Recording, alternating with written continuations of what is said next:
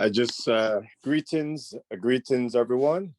We want to welcome our families from across the country and internationally. We have we're here to do a special gathering today. You know, it's one of those monumental day where we are speaking to dear Black girls. And we have some powerful people here today. I first want to talk a little bit about Shanice Nicole. She's a Black feminist educator, facilitator, writer, and this is peculiar. She's an outspoken word artist. She believes that everyone has the power to make change and dreams of a freer world for all, and especially Black girls. We also have inside the studio is Kezna Dalz. She's a multidisciplinary Black artist from Montreal. She cares about the representation and portrays the beauty of womanhood, teen adult angst, and the worst of pop culture using vibrant colors. You can find more about her work on www.teenadult.com. And with Miss Shanice, you could go to shanicecole.com. Inside the studio, we have Brother Sean Liburd as well, the owner proprietor at Knowledge Bookstore. He's been engaged in countless selling of books and African beauty products. He's very old. I think the bookstore is over 20 something years old. And you have Brother Sankofa, Rankator, Griot, old troublemaker, who was a traveler of worlds and consume all things African. So we just want to say that we'll be doing some closed captioning today. So I promise to speak clearly and very eloquently, so to speak, because we want the world to get a hold of this information. So let's start off. Normally, as an African, we wrote in pictures. You know, in the Kemet, they call it hieroglyphs. So I'm going to go to the picture writer, Kezna Dalz. How are you doing today? I'm doing super good, actually. It's one of the sunniest days of the year so far, so I'm really enjoying it. I feel like with winter being so long and being so cold, like it feels nice when you get like one warmish, sunny day. If I spoke French, I would say bonjour. Comment ça va? Ça va très bien, très bien. Yes, those are my two French words today, so I have to keep it real. And let me go over to Miss Shanice Nicole. How are you doing? Comment ça va? I'm doing well. Like Kezna, I also got to be out in the sun today for a little bit, and even just a little bit was enough. So I'm feeling that good energy, and to be here is so exciting. So I'm having a really good day. Beautiful. And Brother Sean, you know, since I speak Jamaican and you speak St. Kitts and Nevis, let me say, what's going on? We can't hear you. You're unmutified. Muted myself. Yeah, I said I'm blessed. Beautiful. And I woke up this morning and I was tired. And by the time I'm ready for this, I'm energized because I think this historical breaking. Let's go. Kezna, I want you to tell me what inspired you and motivated you to be involved in this type of artistic work. I am mesmerized by the type of art because it's not no regular art. Something moved you to get here. So could you share that with me? For the book, I was very motivated by the idea of painting, representing as much like as many possible like Black girls and different hair looking, different skin tones, and I just really was focused on representation. So I guess this was my biggest motivation, and it follows me in like my other work as well, like not only for the book but like for the paintings and drawings I do. Thank you.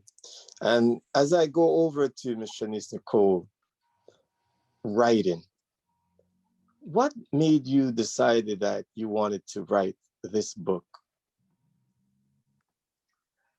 Well, the book itself originated as a poem. So one thing that I've been sharing is I wrote that poem. It was the summer of 2015. And so it was a particular time where I was just really feeling like Black girls, Black women, and Black people more broadly were not being loved, at least publicly, or at least in the quote unquote like a kind of mainstream. And so I really just wanted to, and I say that just because I think there's this narrative that we don't have an abundance of love, and I think we do. But in terms of what was being seen and shown, it was not a lot of love. And so I really just wrote this poem thinking about Black girls in particular, who are often erased, often not seen, often violated, and yeah, it was a letter and a love letter to them, but also of course to me. And then it became a children's book afterwards. So let's go back now, because oftentimes we always start with this question: names. For me, everything is about the name. Kezna, Dalz, how did you get those names, and what do they mean? They're from my actual full name that I don't mind using, but for my artist name and to be known by what I do, like my practice, I wanted to keep something that was super close to my real name, but also that would separate my regular self but from my artist self. So my name is Kezna, right? So I just combined the two names, Kezna, and one of my last names is Dalz. So I just shortened it to Dalz, and it was super important for me to keep it as close to my identity because I love my actual name, but I just really wanted to be able to choose to like who has my artist name, who has my my real name in a way. And where did those names come from? My parents, they just decided that they wanted to name me Kiana, not as a reference to anyone, but to anyone they knew, or they didn't really have any reference really, but they just thought it sounded well, and it could have been spelled like Kiana, but they added like some complexity to it. It's actually Keeyana. So they went like a bit like artistic with it too. Thank you. So let me go over the other side. Miss Shanice, Nicole, how did you come to those names, and what do they mean?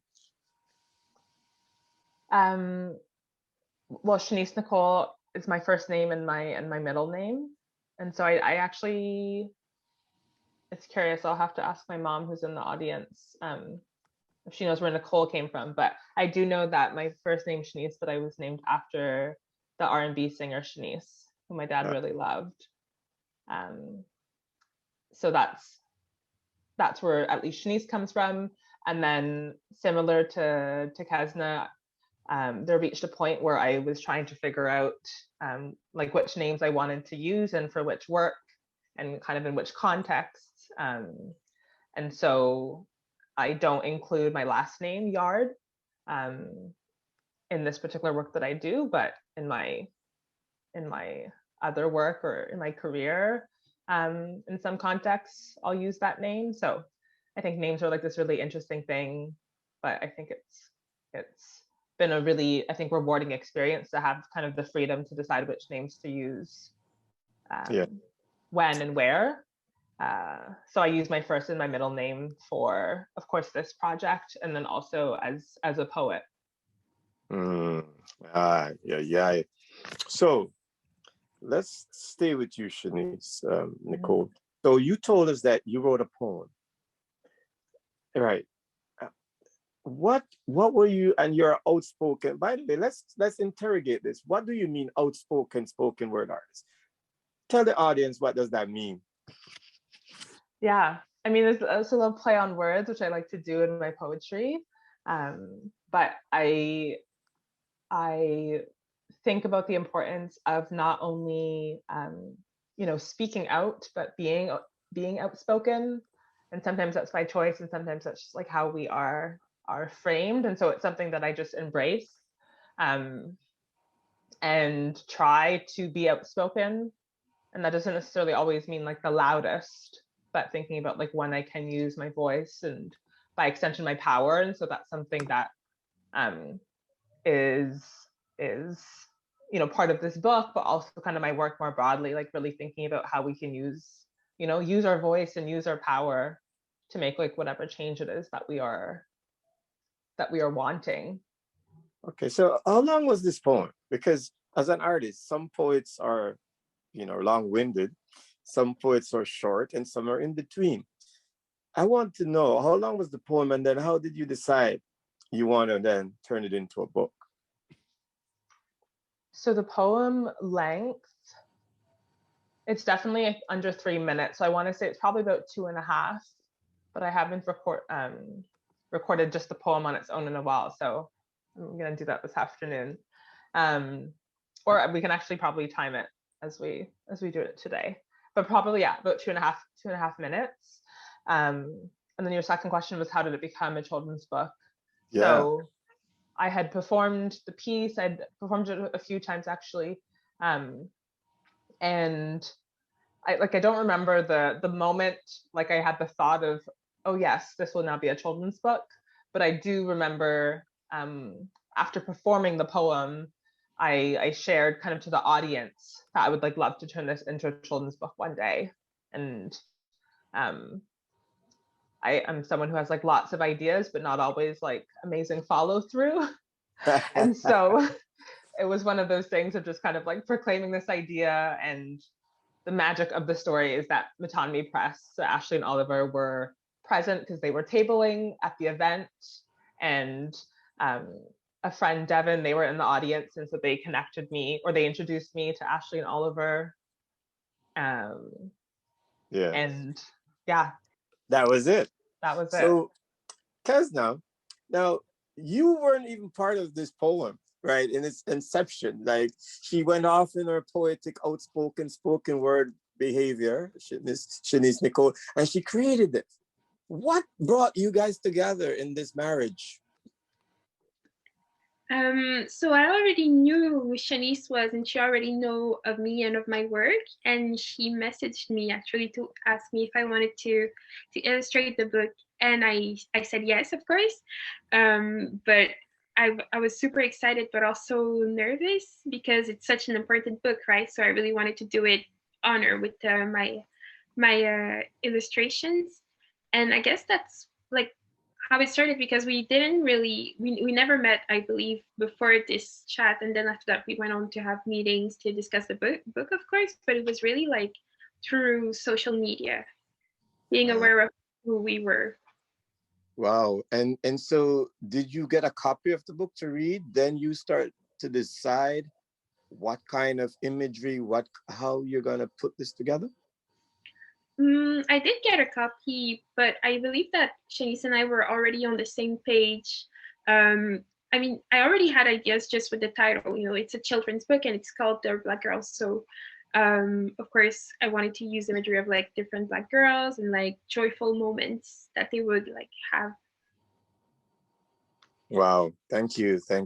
So, Brother Sean, unmute yourself, so I don't want you to be talking to yourself again. How important it is for the bookstore like Knowledge to find books, not just books around Blackness, but books speaking to Black girls?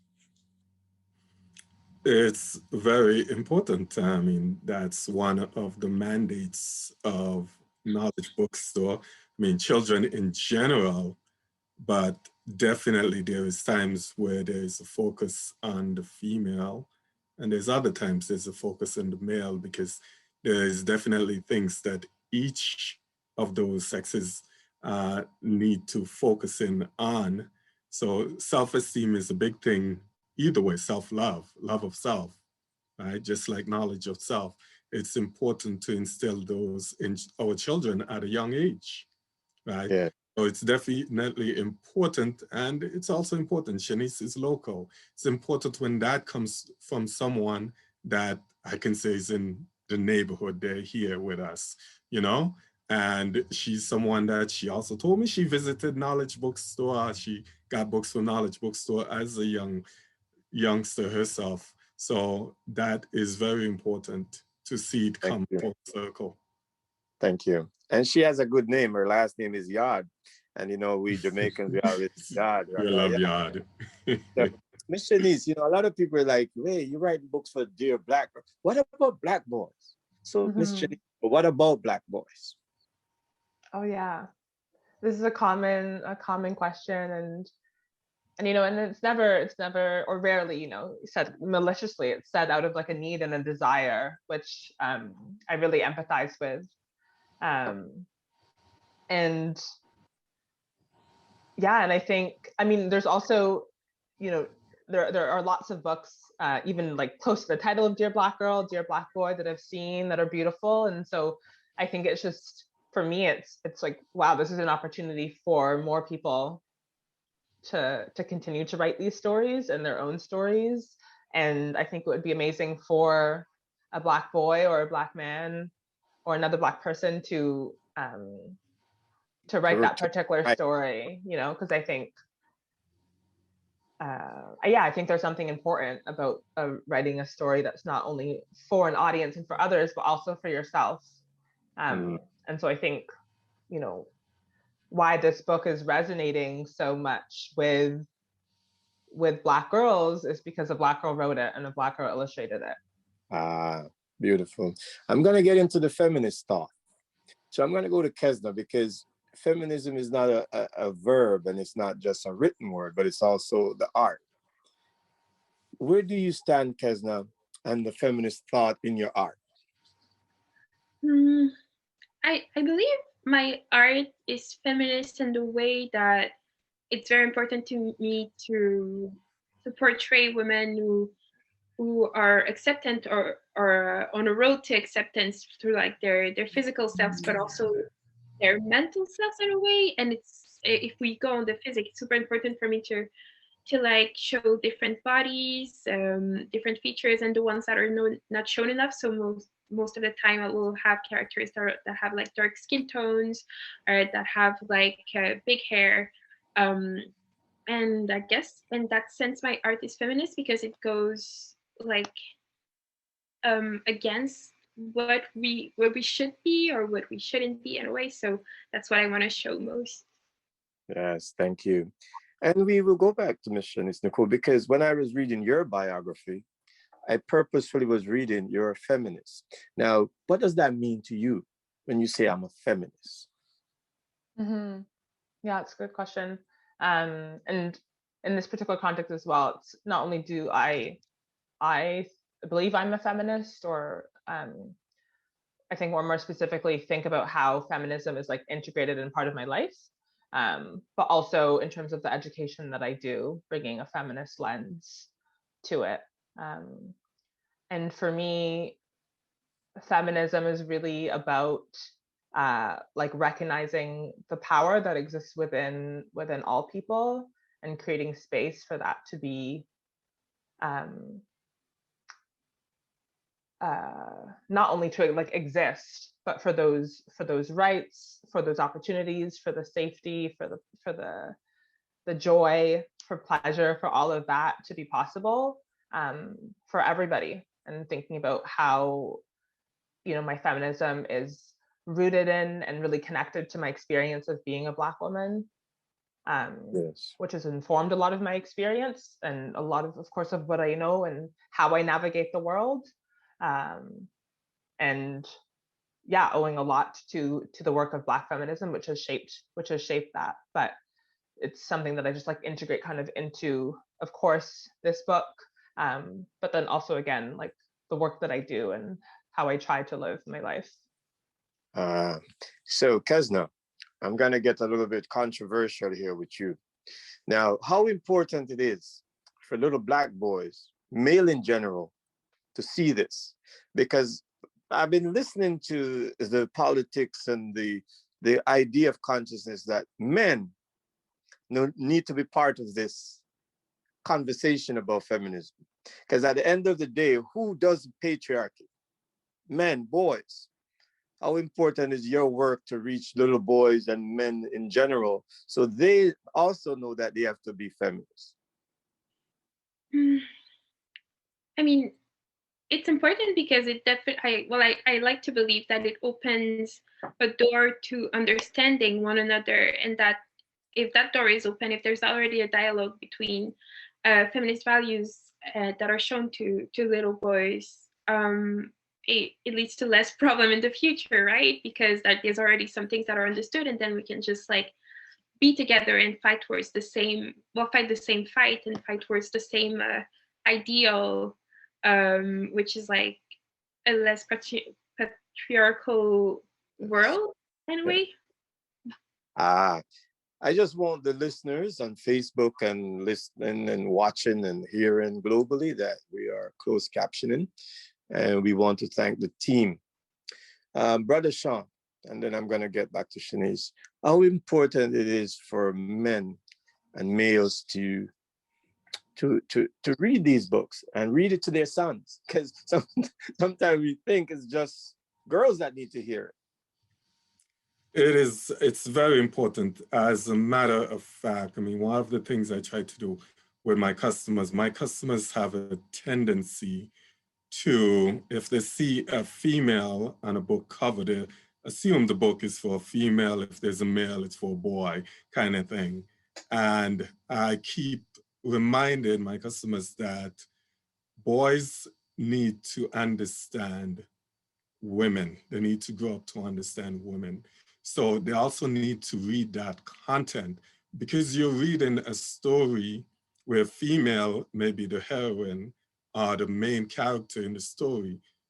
It doesn't mean that it's not for boys. As a matter of fact, boys should be reading those. We have mothers, we have sisters, and young men will eventually have wives, right? It's an interconnection and interdependency on each other. So those stories are very important both ways. It's important for males to understand the female story. It's important for females to understand the male story. Shanice, Nicole, see, I get back to you again. You know, and the reason why I'm asking this question is, I think feminism is also about family, yeah? The entire family. Because when the family is functioning, then you finish my sentence, please. Oh no, sorry, I didn't mean to interrupt you. No, actually, I want you to go ahead. This is why I told you it's a free, the free flowing of it. I wanted to speak and then let you continue. The importance of feminism being about family.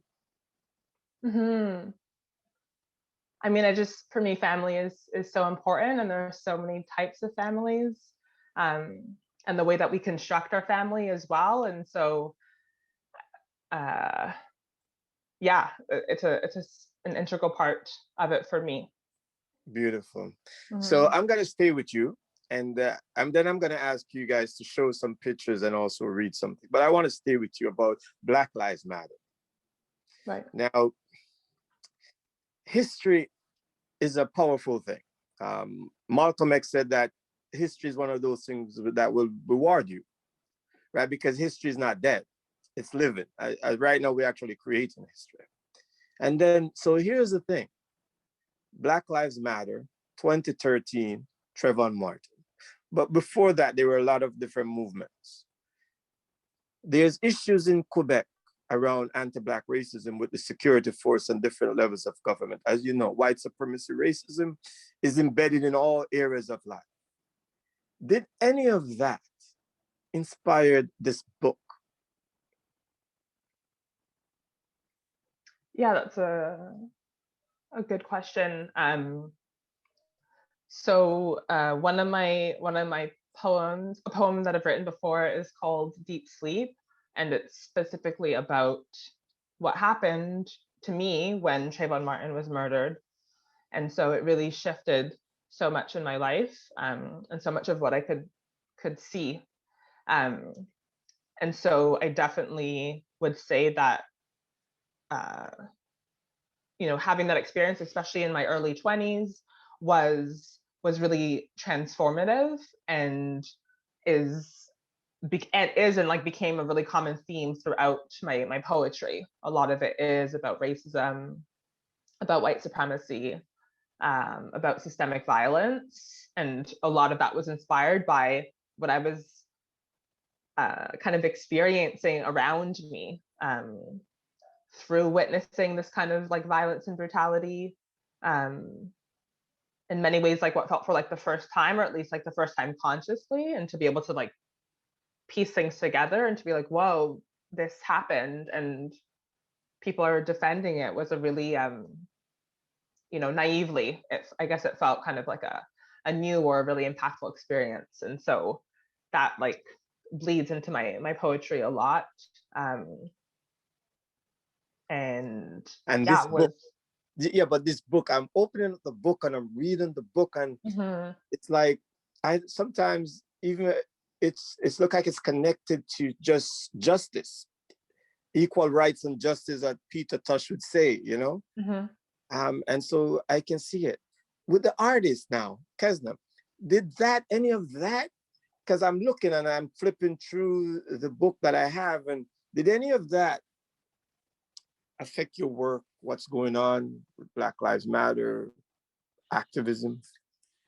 I'd say that in my art generally, yes, but for this book, I just really wanted to focus on joy, right? Since it's a children's book, of course, like all not only Trayvon Martin's death or the Black Lives Matter movement in general, but just like being a Black person, of course, there are some experiences, some values, you're followed by all of these things, right, in your everyday life, but also like in my work.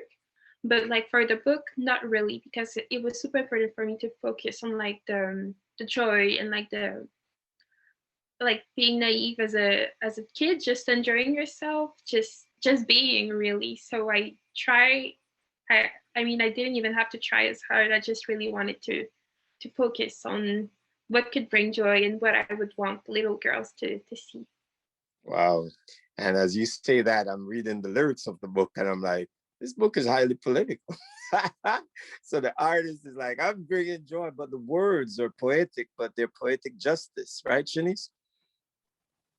Yeah, definitely. And also, it's a book that you can, of course, read in one sitting, but I want people to come back to it often, because there's lots of moments where you can pause and really have a massive conversation, or hopefully like many conversations about, a few lines. And so that was definitely an intentional kind of thought around, what I hope people can take out of this book. But also what I appreciate is that you, again, depending not only on age, but, people's experiences, you can also just like read it through and take in the illustrations and only feel that joy.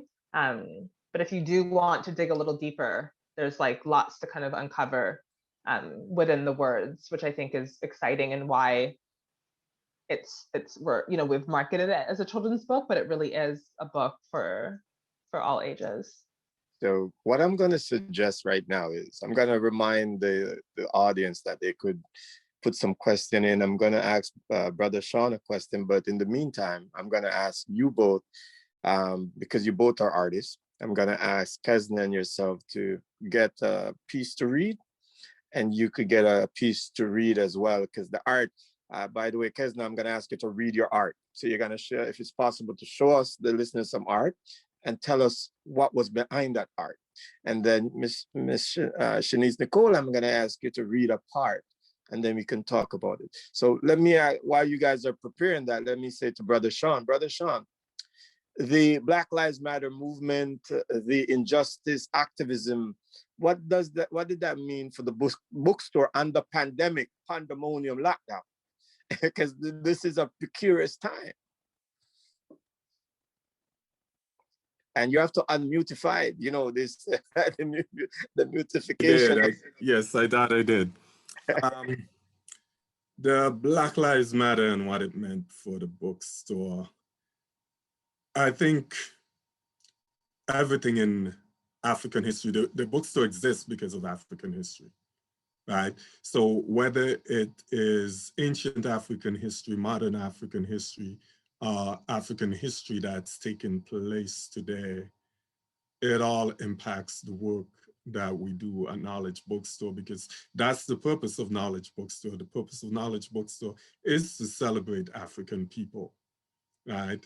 And it's one of those things that I think with Kezna in her art, it is there because the joy is in us naturally. Just because we have to be going through the struggle with white supremacy and racism and so forth, it doesn't take away the joy from us. The joy is there, right? It's there naturally in us as a people. The sunshine is still there, right? It's just that we have to go on the battlefield at times. So everything that's taken place it's been positive for the bookstore, because the more awakened our people are, the more conscious they become of the necessity of the bookstore and the necessity of Black art, Black literature. You know, we've had great authors and great artists in every art form you can think of, the spoken word, everything you can think of. We have a lot of that. We have a legacy of it. Very creative people, African people, in every way and sense, right? So I think what it does is it just brought a consciousness to the bookstore that wasn't there before, because we tend to take things for granted when we are living to survive.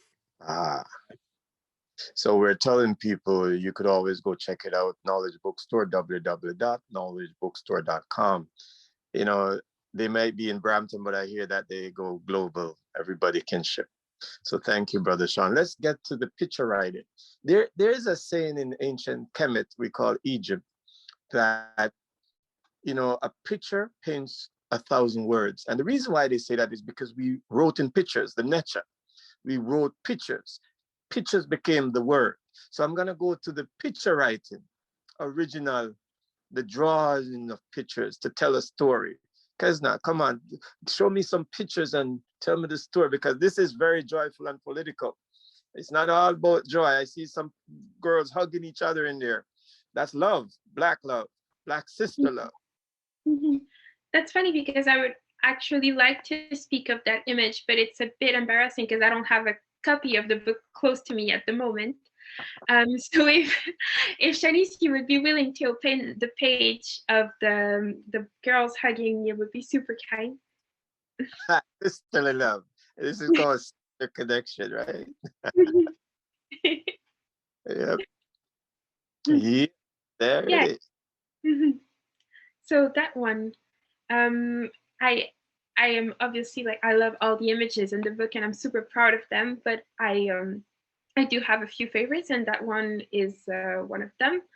I think I really like it because of the way I painted the eyes. You can feel, well, as you say, like, it's Black love. You can definitely feel it in that way, and I feel like you can feel the support, the friendship, or more like what they're experiencing. I think it's just great that, because you can see that they're here for each other and they're part of that with that beautiful poem, which, like, I feel like it just shows the solidarity they have.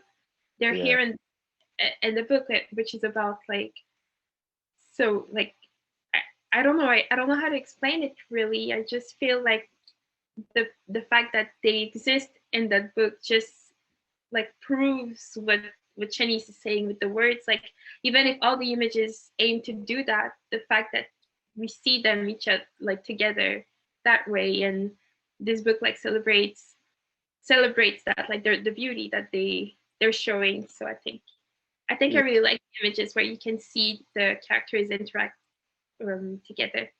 You know, as I hear you speak, Kezna, I'm thinking of my travels. You know, whether it's in Ghana, Togo, Benin, Burkina Faso, Haiti, Trinidad, Barbados, Canada, USA, you know, we always see women when, especially in those other places, they're struggling to take care of their children, but you can see that kind of unity. And we always say, if women were to run the world would always be in a much better place, because they take care of the children on most occasions, right? So I want to thank you, and that's highly political. See, there's nothing wrong with joy and political, right? Because for me, love is political and love is joy, right? So I want to thank you, because those images will be embedded in the psyche of young girls. And even when we say girls, and I don't want to disrespect women, but when you say girls, it means female, period, because this book, it might look like it's for children, but it's really for grown-ups too. Because if you've never seen this kind of book before, Shanice, what do we say? It's for everybody, yeah?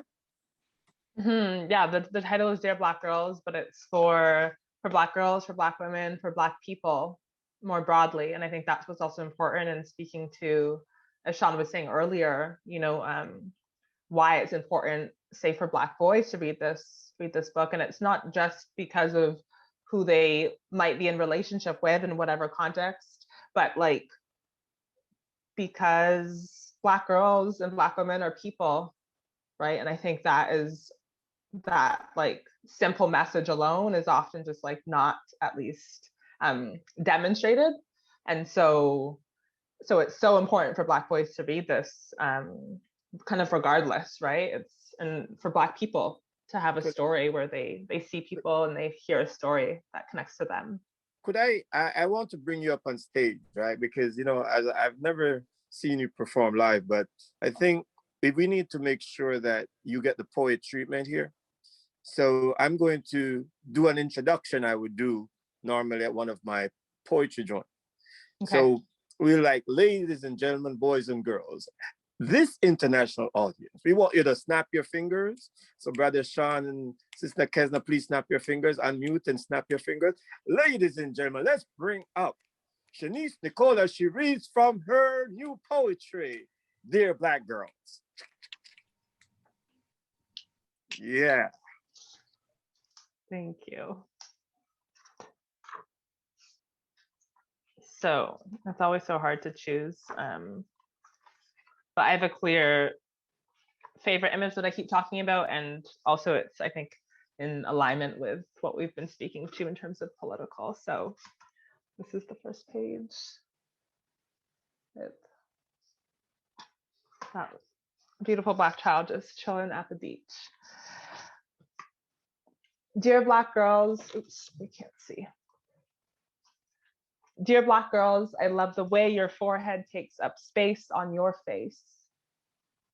Strong, big, and wide like the oceans many of our ancestors survived, hard, protecting the wonder that is your mind. Dear Black girls, I love the way your lips and mouths are full as if they're already packed with the stories you'll share and the lessons you'll learn, full as if they're already ready for the battles you'll face as you travel through time and space. Ready to fight and laugh and kiss and love and scream and everything else in between you will have to do because you are a Black girl in this world. And then, and then people would like snap. Hold on, I didn't even know. Like, yeah.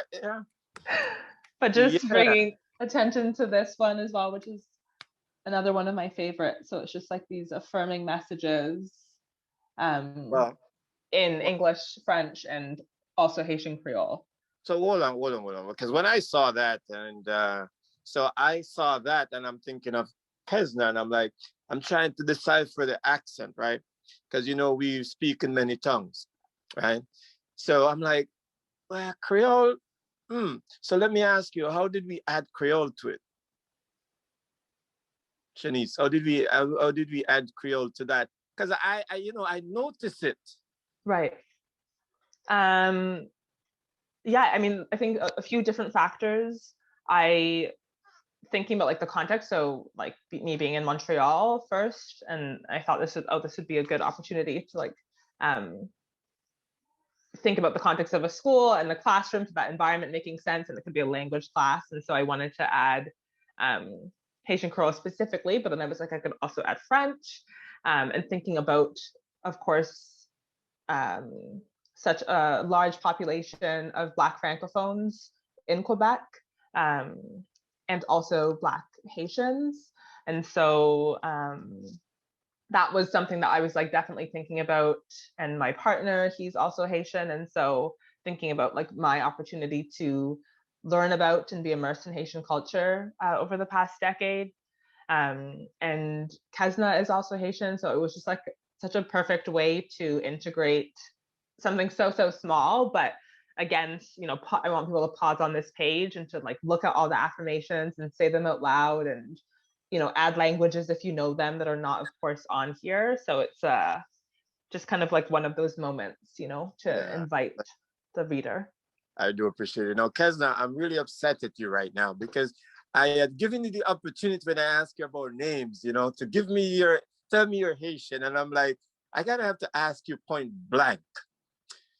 Because Haiti, 2004 bicentenary, I had a 24-hour research show on CHRY at York University. I then committed to, you know, I've traveled there several times, and we begin to look at the revolution and know that it's because of the revolution why Haiti pays the price. You know, nothing else that, you know, because of Haiti, America got Louisiana and several states, you know, but most of us don't know it.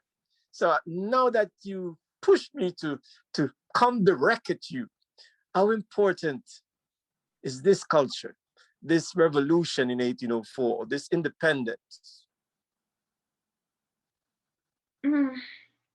Well, I guess it's important because it shapes the character of Asian people. Of course, I feel like all Black people are, but there's like this resilience that I feel is very deeply rooted in Asian culture. And I think it's like the prettiest gift that we got from the revolution. Wow. And I'm thinking of Sanit Belair. I'm thinking of Cecile Fatima. And every time we study Haitian history and culture, we're thinking about all those strong women. Were you ever thinking about, when you're doing this artwork for this book, They're Black Girls, did any of those revolutionary women, because it wasn't just Jean-Jacques Dessalines or Toussaint Louverture. There were African women on the battlefield. They were pouring libation in 1791 with Boukman. How important was those memories that comes into your finger when you begin to draw and paint? I think with like everything I create or everything that I think of, there's always this luggage of information that I carry and subconsciously. Of course, it stays there because I know of it, but while painting the images for the book, I wasn't specifically thinking of it, but since it's already in my mind, right? Everything I do is influenced by all the knowledge that I have on that. So it's voluntary or specific thing, really. It's embedded. It's in you. Mm-hmm. So Miss Shanice, Nicole, let me say sac passe. Now that I know you're related to Haiti, sac passe.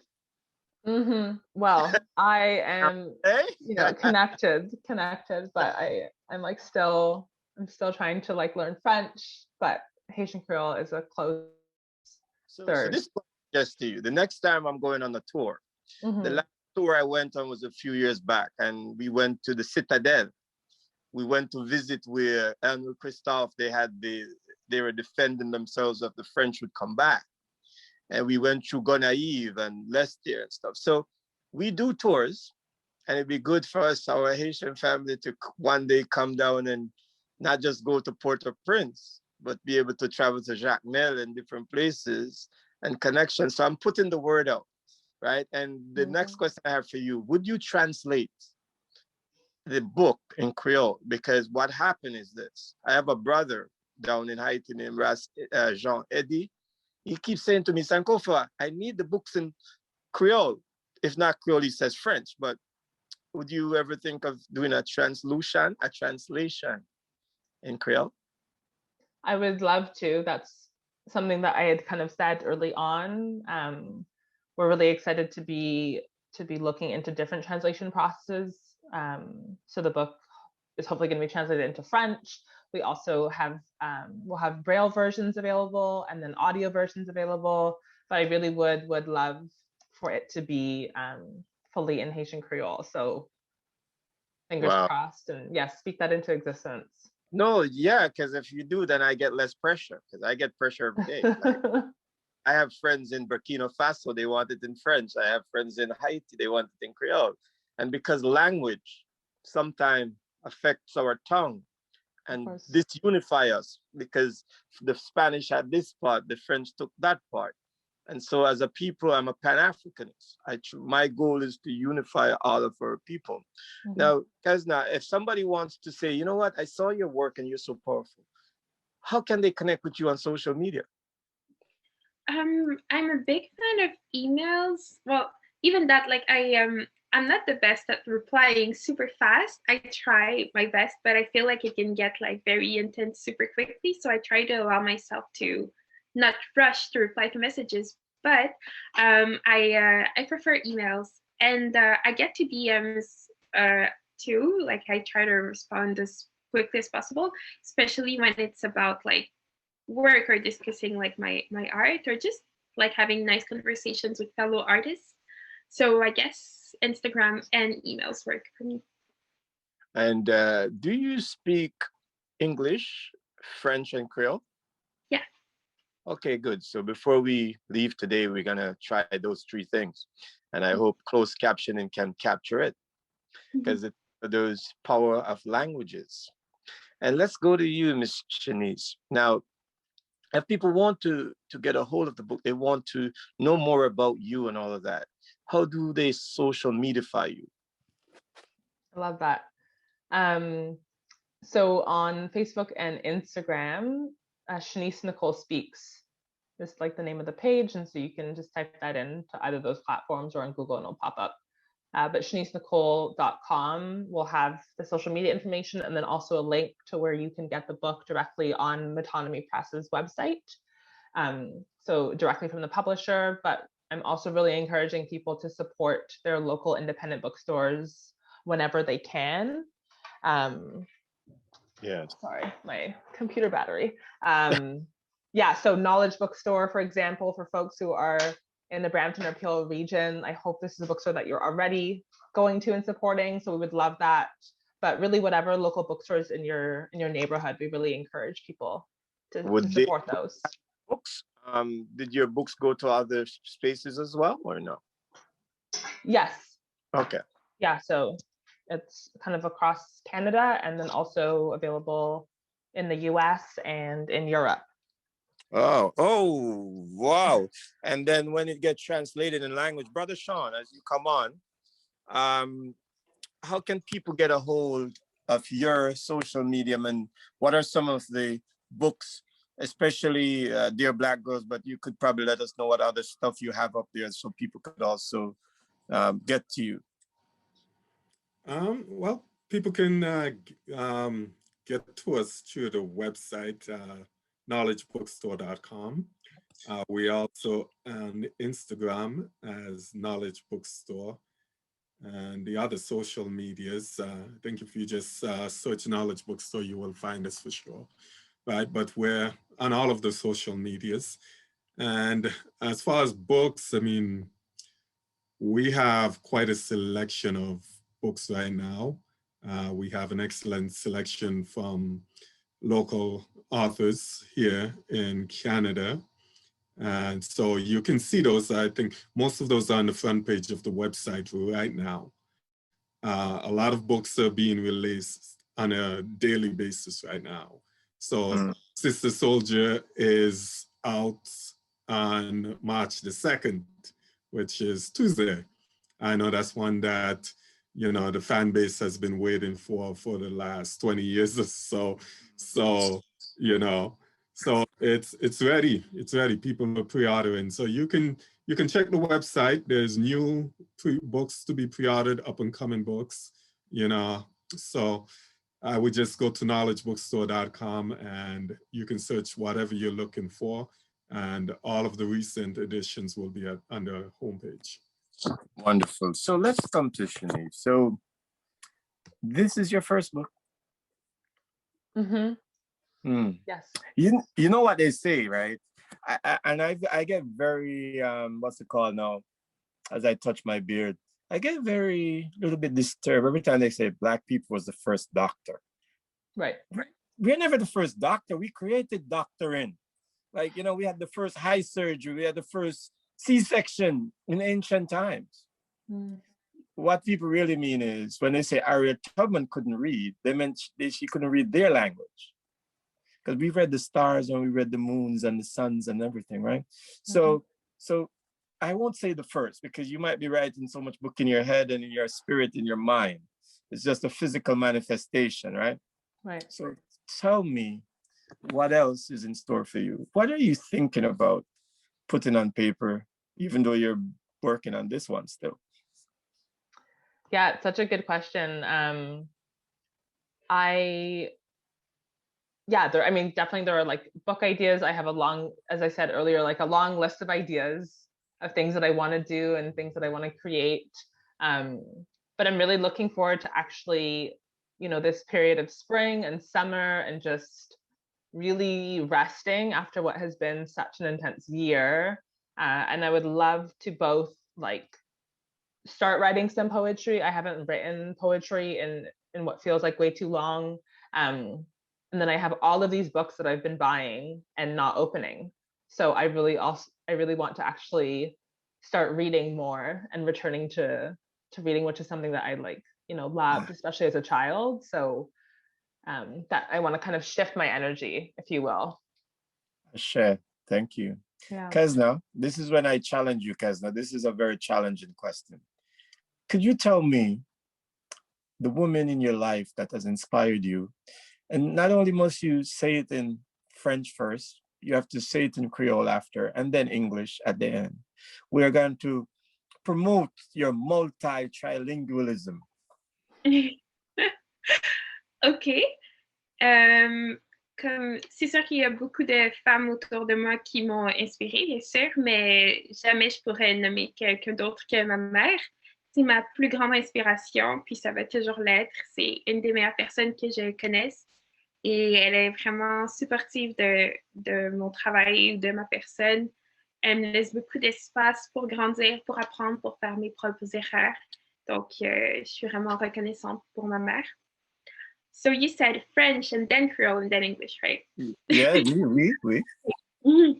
Bon, eh bien, ça me t'a dit, c'est que ma maman, c'est personne qui est plus inspirante parce que c'est toute l'autre femme dans la vie, même s'il me connaît en pile femme qui inspire. Maman a toujours celle qui m'a nommée parce qu'elle est toujours là pour moi, elle est toujours supportée. Et puis, il quitte en pile espace pour moi, pour me grandir, pour me faire, pour m'apprendre. Et puis, c'est un bon monde. C'est un bon monde. Et puis, vraiment reconnaissante pour lui dans la vie. So, I was saying that I can name a lot of different women because I'm lucky to be surrounded by a lot of inspiring women, but I would never name anyone else but my mom, because I really love her. She's great support, and she's very supportive, and she always leaves me space. She always did leave me space for me to grow, to learn, to do mistakes, and to learn from them. And I think she's one of the greatest person in the world, and I'm super thankful to have her. Wow, your mom is so happy she's gonna see this. I'm gonna make sure she gets this interview, so she makes sure she keep giving that good love, and that's what mothers do. No, Shanice. Now, what's your background? Because I'm gonna have to let you speak another language as well. What's your background, Shanice? So I'll apologize in advance because you'll be disappointed. English is the only language that I can offer you today. I'm determined that. Where's your background? But my grandparents, so my maternal grandparents are from Grenada and my paternal grandparents are from Barbados. Okay, so I need you to speak some Bajan, because Bajan is another language. Our Grenada, you see, because we have our tongue from the Caribbean. So you can't, have none from the Caribbean. I really cannot offer you any, and I wish I could. But even if I was to attempt, like this is recording, this is live Okay, on fine, Facebook. fine. I So can't you know do what? that. Let me switch it. Shanice, let me switch the question. So you have always worked with your mother. I knew you before this. I just didn't know you as Shanice Nicole. Right. But you have always been woman in the Zoom. Let's talk a little bit about how you support your mom with the scholarship fund, that foundation. Tell us how important that is, the foundation that you support so deeply with your mama. Oh, totally. Yeah, so BFCN, the Black Foundation of Community Networks, going back to that question around family. So it's an organization that started around my mom's kitchen table.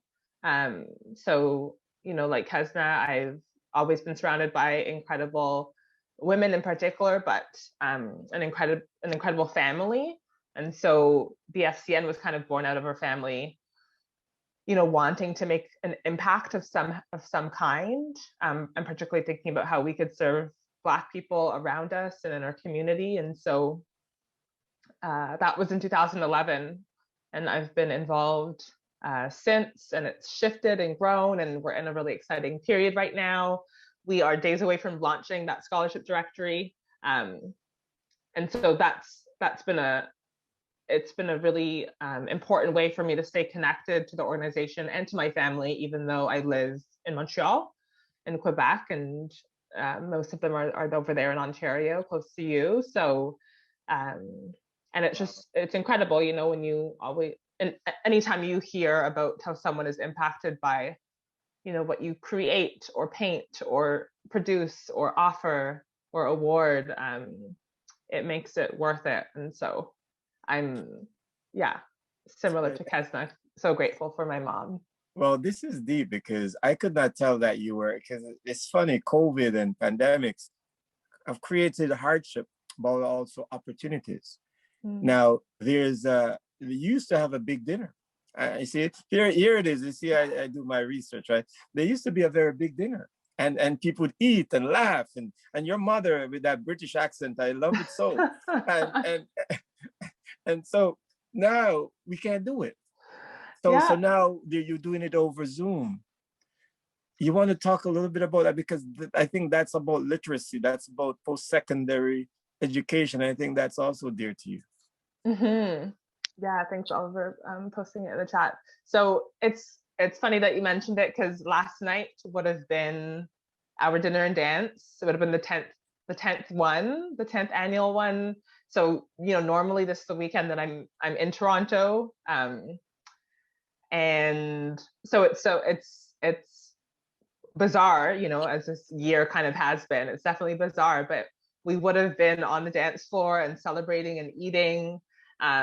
It's definitely like one of the best fundraisers, I must say, in Ontario, in terms of thinking about all the ones that happen.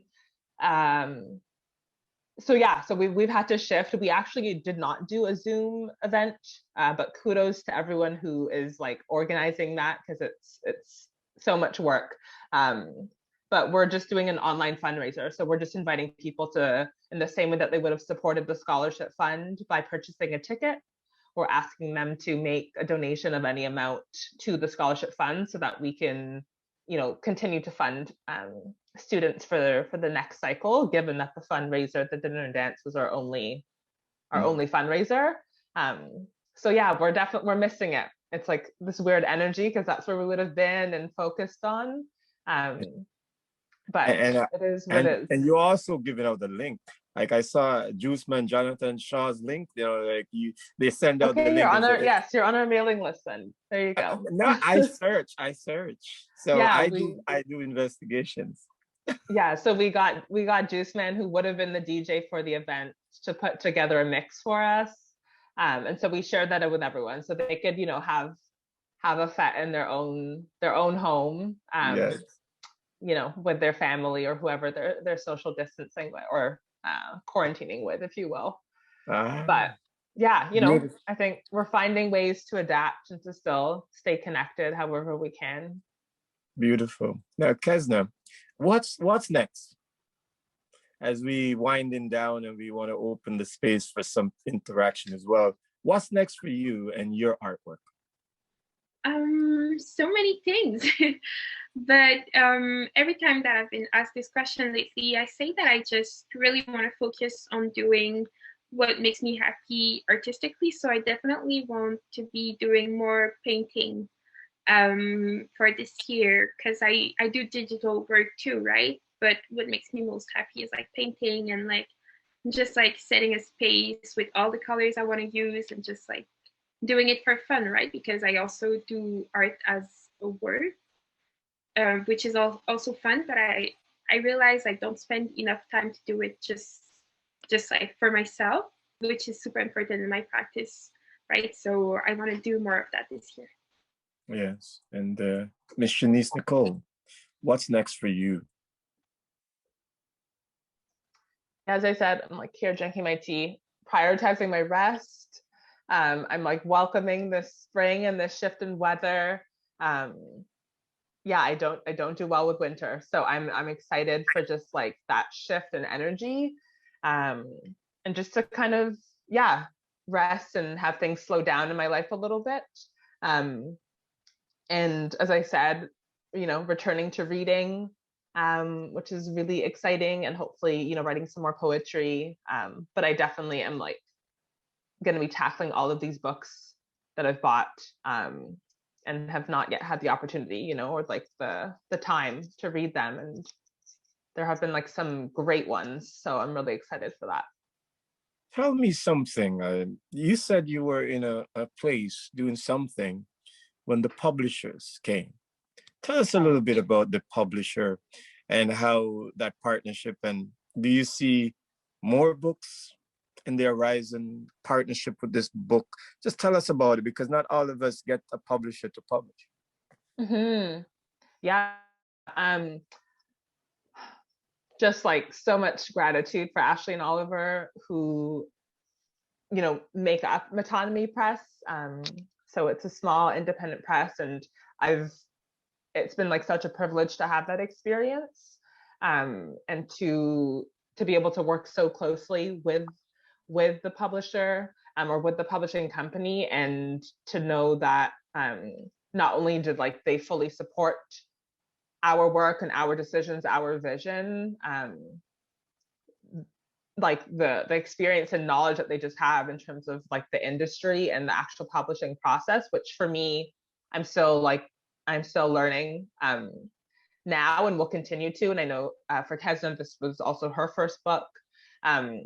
So it's been like a massive learning experience, and I could not imagine not having that kind of support. And so what Ashley and Oliver have been able to provide is like, I don't really have words, but I think the fact that this book, now exists in the world and is getting the amount of like love and attention is very much in part because of how they've supported it and how much work they've put in. So I just have like deep gratitude. Beautiful. So 2 quick questions, and they're very quick and short. Are you moving back to Ontario? Oh, you made my mom laugh. It's not in the near future. I used to always say I would only consider if like my housing was like fully paid for, because of how ridiculous the cost of living is in Ontario, but that is also happening here. So there you go. And then the next part is, then are you gonna learn French fluently? It's an ongoing process. I'm pushing you out there. I know, but no, I can do it a little bit, but I would need something other than water to give me enough confidence to do it here publicly. So I can't, I'm trying to pull something out, so I can't pull it out of you. Comment ça va? Let's do that. Oh, ça va bien. Ça va très bien. Good, Oui. good. We, I said, Kezna is like, yes. It's awesome. I mean, it's a powerful thing. I was in Benin and Togo, and I'm like, my grade 9 basic French wasn't helping me, right? I should have been more studious. And I've gone to Haiti several times, and they say, you said you would learn Creole. I could say, you speak English, and I use. So I'm gonna go talk to Kezna and she's gonna teach me some Creole before I go back to Haiti. Brother Sean, what's next for you? What's next for the bookstore? You know, we say they say they're gonna have opening soon, limited opening. How is that? You know, in terms of being closed, being open, all of that stuff. What's next? It's a roller coaster ride. You know, it will be good to be open again because some of my regular customers I haven't seen in over a year because they're not online people. They don't deal with the online. So, you know, to be able to interact with those customers again, it would be nice. But it has been a blessing for those that do support the online. I mean, we've been online for 23 years, and finally in 2020, Canada finally recognized that we had a website because it's been mostly supported by the US, right? So after 22 years, it was nice to actually see, you know, Canadian customers on the website. But we continue to work either way. We won't be able to do events, but we continue to work. Lots of new material, as I said before, coming out, and just staying up on that and, you know, trying to get the best books that we can on the shelf and to see what is available from our authors in the region and to also get those on the bookshelf and to get those recognized by the masses. And as usual, Khaled does a great job on Instagram, so we push it out there a lot. Right? Wow. So keep doing the work. Yeah, so we're telling people to please, if you have any questions, any comments, please do that.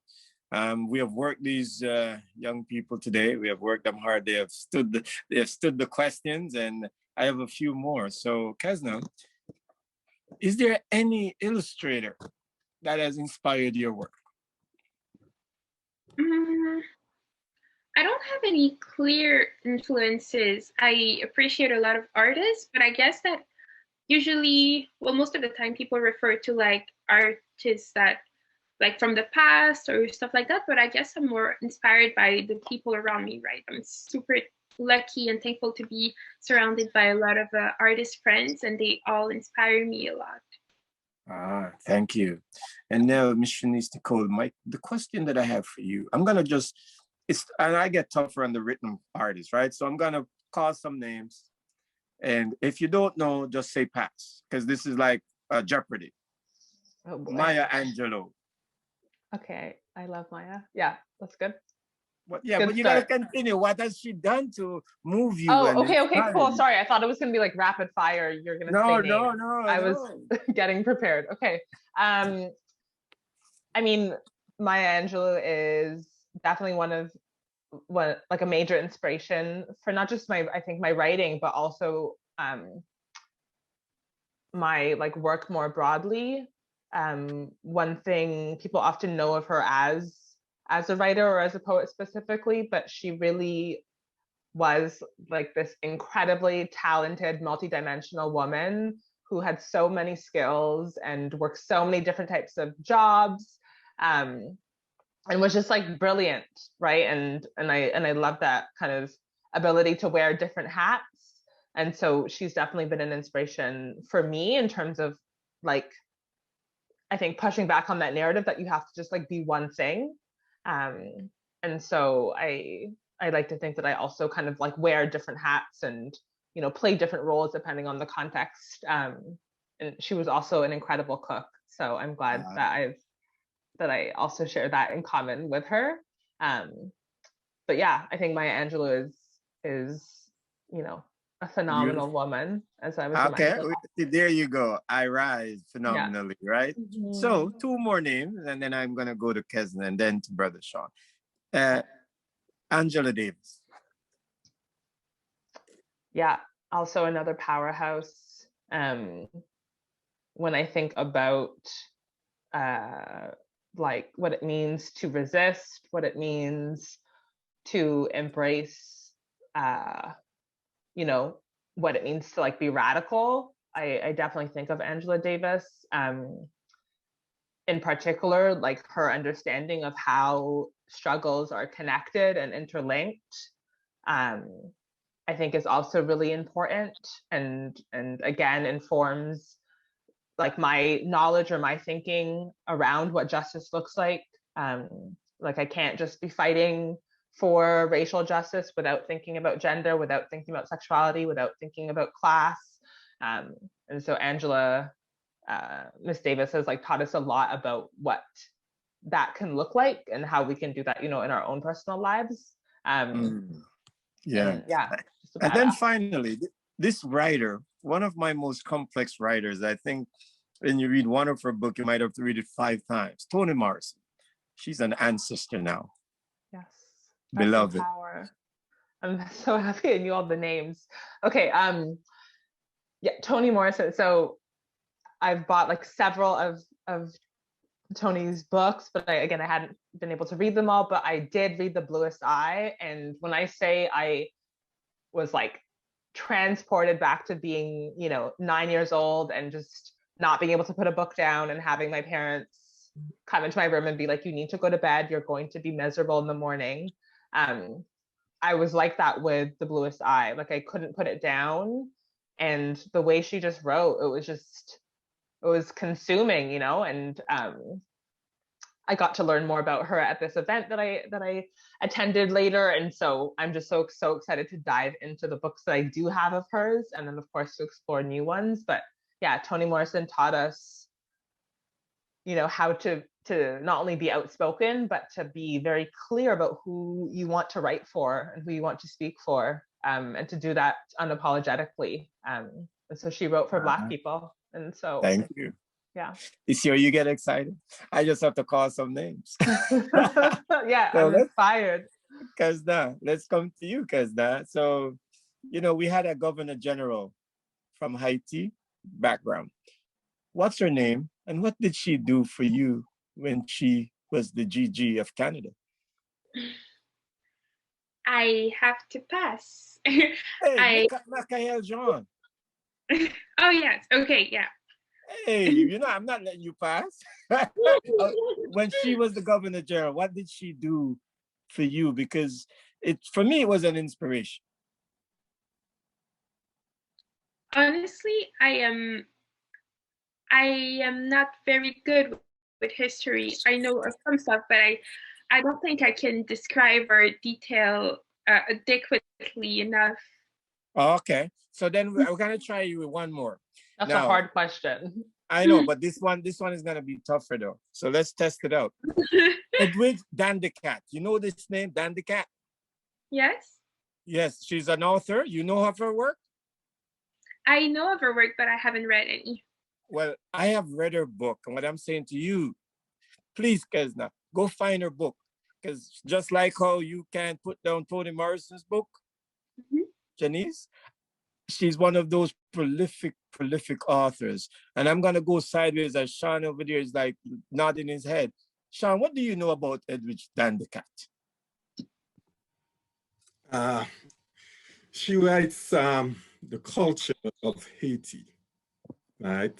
Her stories are surrounding the culture of Haiti. And they're beautiful stories. She writes both for adults and for children.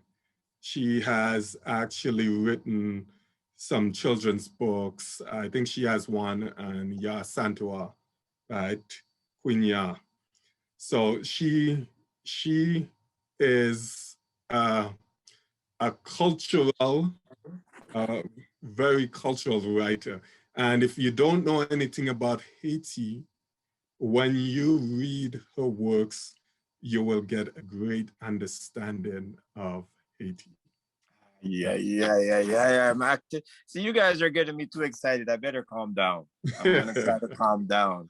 I'm getting all like just inspired here. So this is what I would say to you, Kezna.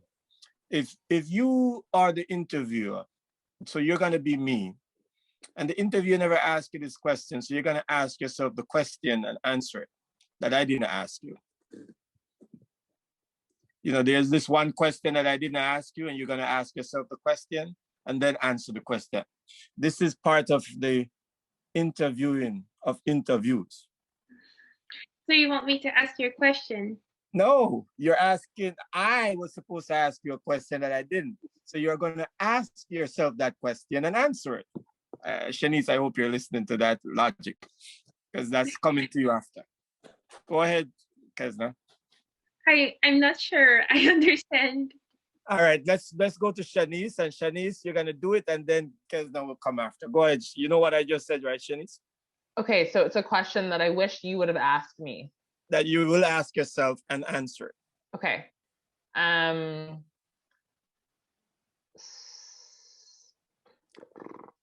Did I ask her every question then? Is that it? I feel like you covered so much. I don't know if there's anything else from the audience, but well, yeah. I have a question then. You know okay, what? Since you're thinking, so we spoke about white supremacy and the legacy of slavery. Mm-hmm. What are some of the things you think that we can do as a community, as a people, and we're talking about all good conscience people, to eliminate, basically I was saying to deconstruct and dismantle and destroy white supremacy, racism, patriarchy, and capitalism. What are some of the processes you think we can begin to do? You know, you probably won't be able to list everything today because it's a big, big question. But what are some of the things you think yourself can do, and then good conscience people of the world?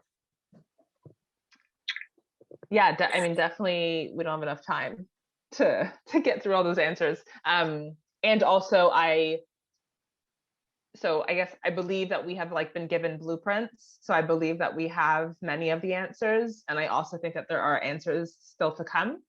And so I think that's just important, just in terms of even thinking about that question. We're talking about centuries and centuries of something existing and something being upheld. And so it's going to take some time and some real creativity to be able to, as you said, dismantle that. I also don't think it is, especially in the context of thinking about white supremacy or racism, it's absolutely not solely our responsibility. So I think there's work to be done by everybody. But one thing that I just think is important right now, particularly for Black folks, and I'd say especially since this past summer, is for me the feeling of the need to turn inward. And I feel like we have been doing a lot of talking and a lot of educating for so long. But I think there's something important about turning inwards and thinking about how we are loving ourselves, supporting ourselves, uplifting each other, and that being really integral to not only our survival but our thrival. I don't have the magic answers for how those major systems are going to be dismantled, but I do know that it's possible and that it will happen. No, you did, right? The first rule is to turn inward. And then that book you wrote, mm-hmm. That's part of it, right? Absolutely. Loving yourself. Know that God is not white, right? Those are some basic things that, because it starts here, right? In your mental and your spiritual. Mm-hmm. So you do know, it's just that it won't happen tomorrow. It's a process. Mm-hmm. So, Kezna, is there anything that you think you can do? And as I said, your artwork is also doing that, right? Do you want anything to add?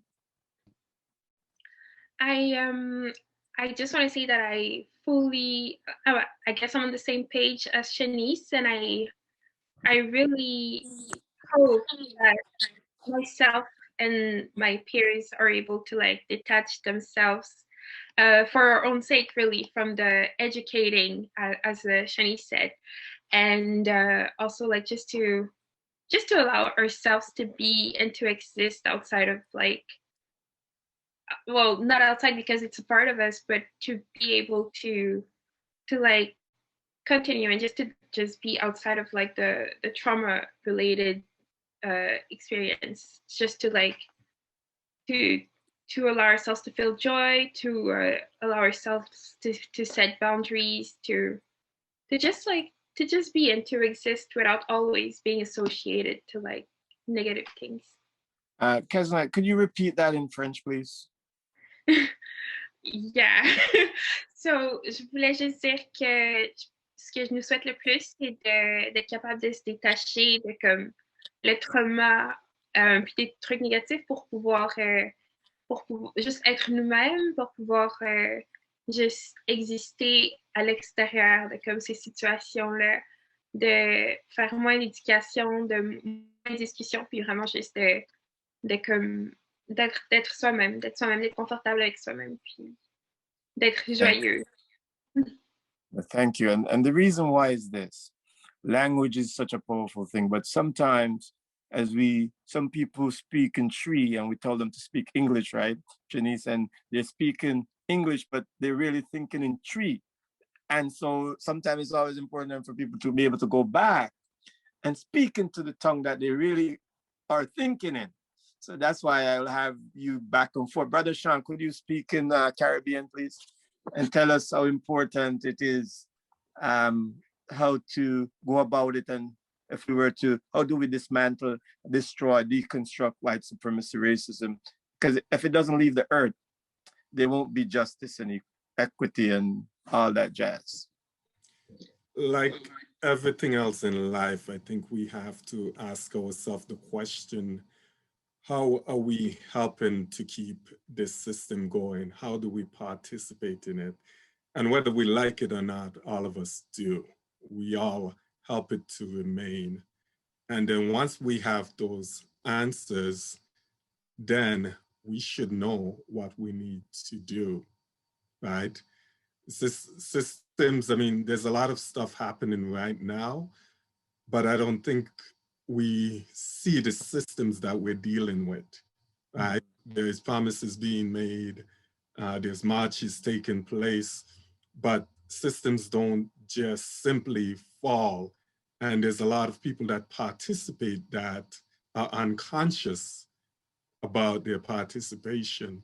So we need to become very conscious of our everyday participation in this white supremacy system and to stop what we're doing to help maintain it. Okay, thank you. And that's very important. So, you know what, I think we're gonna check and see if there's any questions from the audience. They make me overwork today, this audience. They can always send a question in the Q&A. Brother Sean, because you are a prolific owners of books, tell me about Langston Hughes. Tell you about Langston Hughes? Well, the first thing I would say about Langston Hughes is he was my introduction into African writers, right? Langston Hughes is the one that started me on this journey. It was in high school, my last year of high school. I was introduced to him and I read every book I could find, you know, that was written by Langston Hughes at the library. And it was quite a bit. So that's where I gained a love for poetry, right? Because his poetry resonated to me like no poetry I had before. You know, when something is a part of you, you feel it. You know, the night is beautiful, so the eyes of my people, you know. So Langston Hughes also had a lot of plays, and a lot of them were political plays, right? They were political plays. He was someone that he did a lot. He traveled to Africa and he knew African history, but he was also in the culture. One of the things about his poetry that I really love is he infused jazz into his poetry, right? Which was beautiful. You know, I'm a big jazz fan. So that too was beautiful.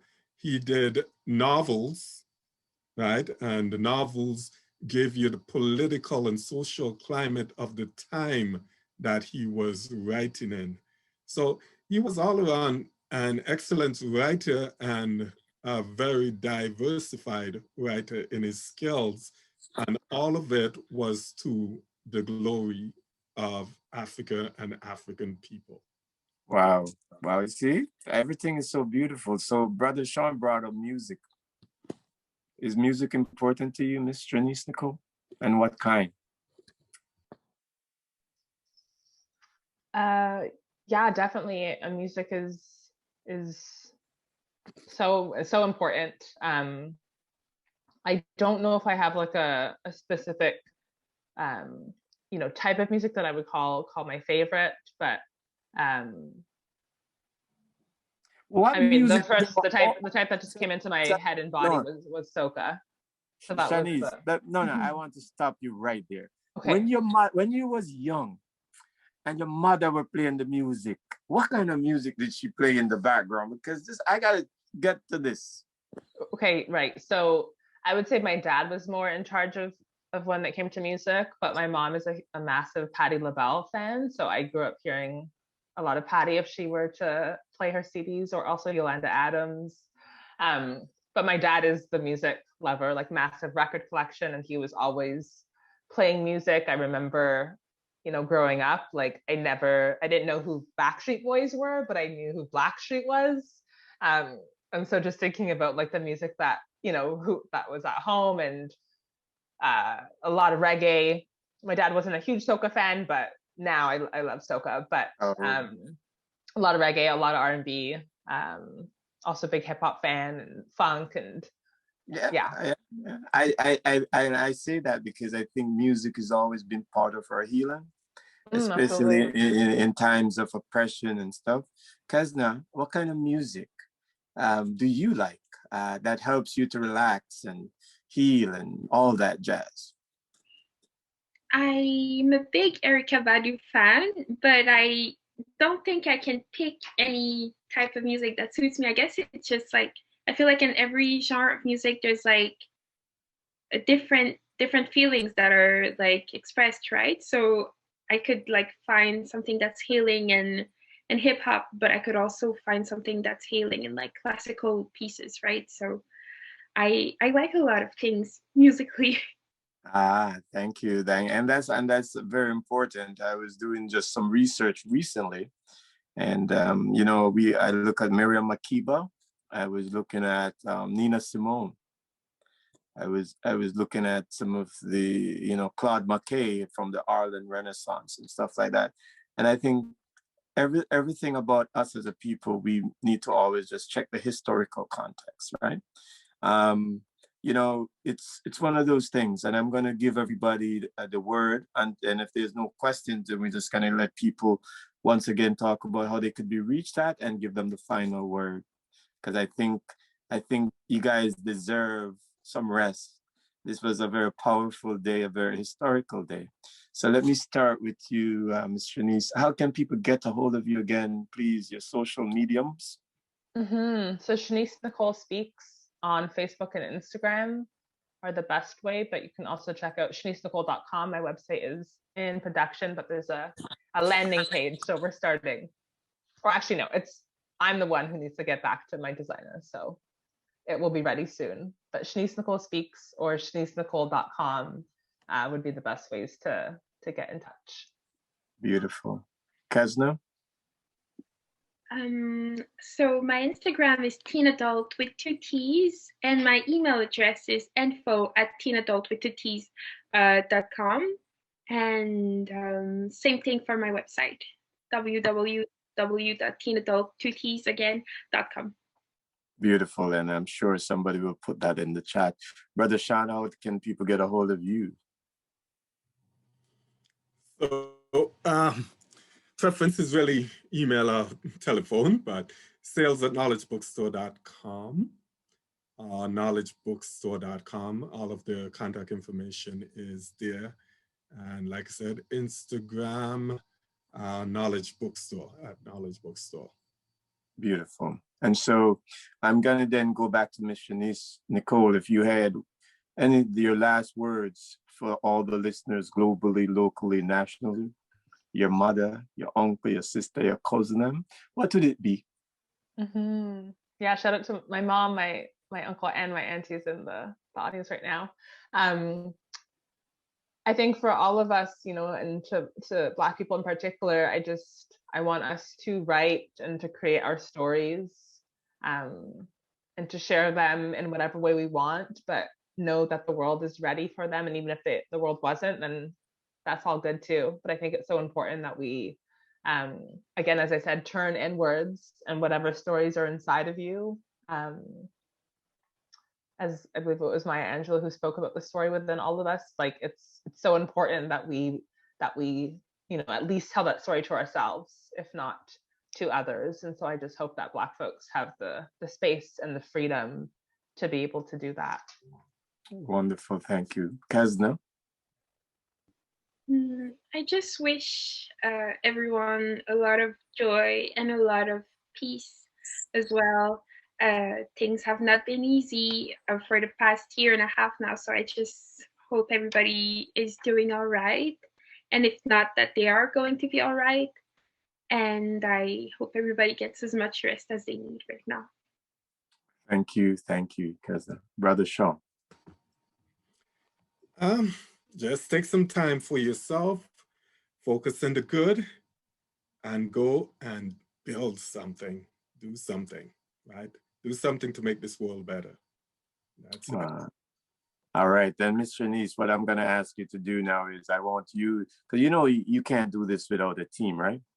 So I'm going to give you the floor to thank all your teammates, because you are the author, the writer, the prolific tour of things, but we know a book doesn't come by just like that. So I'll give you the floor to thank all the people behind this session, behind the book, behind the illustration.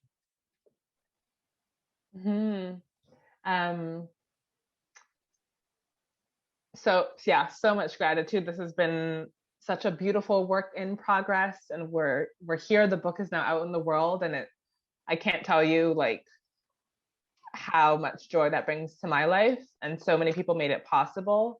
So of course, Kezna, whose illustrations just brought the poem to life. It gave it life, and for that I'll forever be grateful. To Metonymy Press, of course, Ashley and Oliver, all of the work that they do behind the scenes, in terms of again making this the idea of the book at least a reality. So grateful for that. To all of the people who have supported, who have bought the book, who pre-ordered the copy, who plan to buy the book, who bought copies for people in their lives or for themselves. Like, that is just exciting to see that people are purchasing and supporting the book in that way. And so just so grateful for the press and the coverage that the book has gotten, and we are going to get. To everyone who's invited us to collaborate on events such as these, we're so grateful to be able to do that, like in community with people and with people who are important to us, both locally in Montreal, but also I have roots in Ontario, so it was really important for me to also connect with you, Knowledge Bookstore, and a different book list, and we have more events coming up in both cities, and hopefully also we'll see one day in London, England, which is where I was born. So I like the idea of kind of getting to return to different homes. And of course, my family, who both my blood family, my chosen family, the people make it possible. And so I just have a lot of gratitude.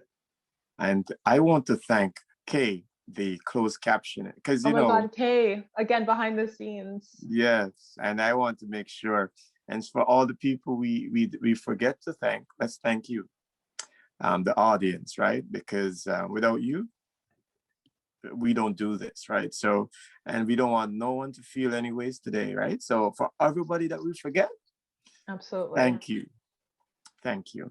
And so I just want to say it's been a pleasure.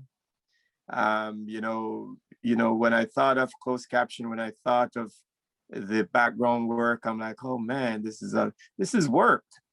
And then when we do it, we feel it's a pleasure. So with all what planning that went into it, we want to thank Kezna, want to thank you, Shanice, Nicole, Kezna, Dalz, Brother Sean, and the book publishing and the closed captioning. All of that is what made this good. So I just want to say, as I go off to rest my beard, it's been a pleasure. Au revoir, as they would say. Adime, as they would say. I would say medasi, medasi, medasi pa. Thank you all. Have a good day. Goodbye. Bye. Thank you so much, everybody. Thank you.